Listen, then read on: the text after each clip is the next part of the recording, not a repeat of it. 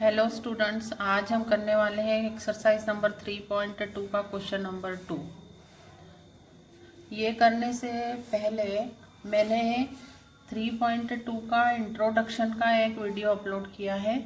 आप पहले वो वाला वीडियो ज़रूर से देख लें क्योंकि उसमें पूरी थ्योरी कवर की है इस एक्सरसाइज को करने के लिए।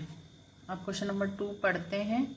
On comparing the ratios A1/A2, B1/B2 and C1/C2, find out whether the lines representing the following pairs of linear equations intersecting at a point are parallel or coincident।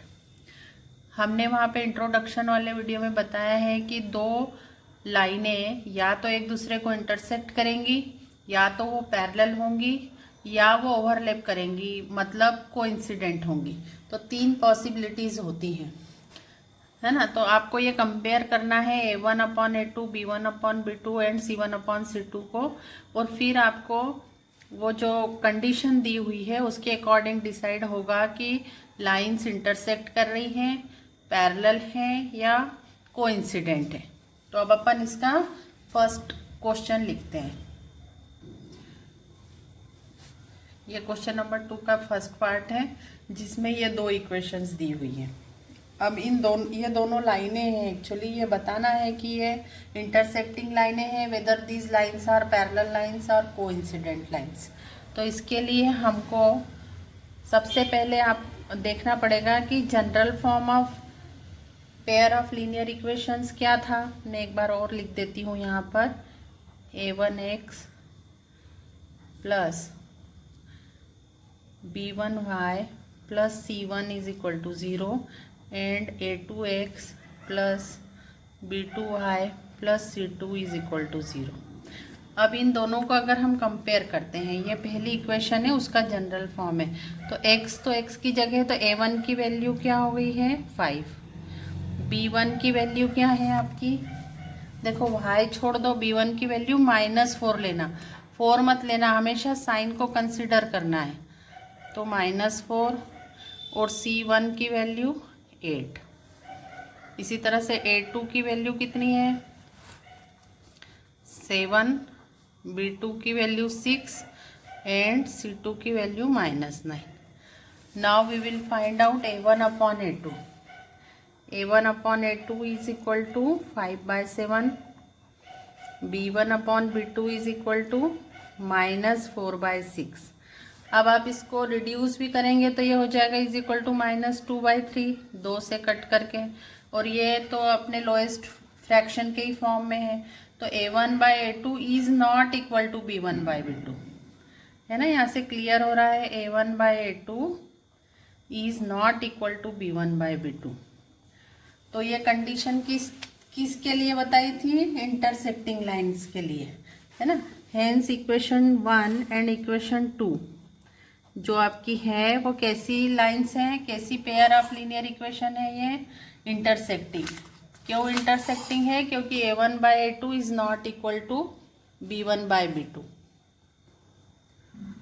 तो हम लिखेंगे इसका answer, hence the pair of linear equations intersect at a point. ठीक है, अब करते हैं question number 2 का सेकंड पार्ट। सेकंड पार्ट में जो इक्वेशंस है उनको लिख लेते हैं। आप बुक में से देखकर लिख लें। यहाँ पर है equations 9x plus 3y plus 12 is equal to 0 and 18x plus 6y plus 24 is equal to 0। अब इनको फिर से जनरल फॉर्म से कंपेयर करेंगे। तो A1 की वैल्यू क्या होगी 9, B1 की वैल्यू 3, C1 की वैल्यू 12, A2 की वैल्यू 18, B2 की वैल्यु 6 एंड C2 की वैल्यू 24। ये लिखने के बाद आप A1/A2 देखें कितना आया 9/18। फिर इसको कट कर दें 9 से 1/2 एंड B1/B2 3/6 जो कि काय के बराबर होगा फिर से 1/2। C1/C2 12/24 12 से काट देना, काय के बराबर होगा ये 1/2। तो A1/A2 भी 1/2 आया, B1/B2 भी 1/2 आया एंड C1/C2 भी 1/2 आया। सो आपने यहाँ से क्या कंक्लूजन निकाला, that A1/A2 is equal to B1/B2 is equal to C1/C2। तो यहाँ पर हम लिखेंगे ये वाली कंडीशन है कि ये जो दोनों लाइनें हैं वो पैरेलल है, हेंस द पेयर ऑफ, यहाँ पे मैंने शॉर्ट फॉर्म लिखा है एली, मतलब linear equations are parallel.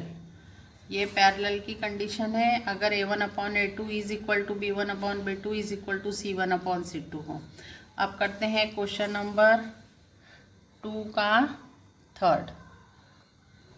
Equations लिखते हैं, 6x minus 3y plus 10 is equal to 0। Second equation 2x minus y plus 9 is equal to 0।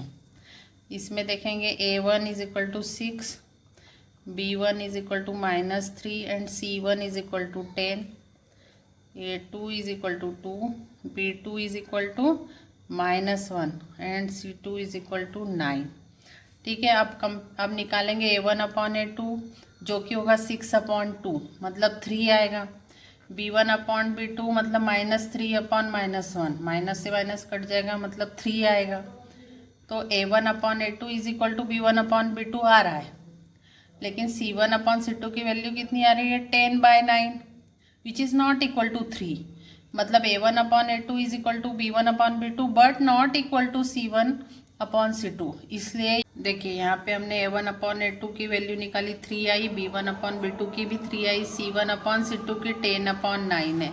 So A1/A2 is equal to B1/B2 है but not equal to C1/C2। So hence the pair of linear equation are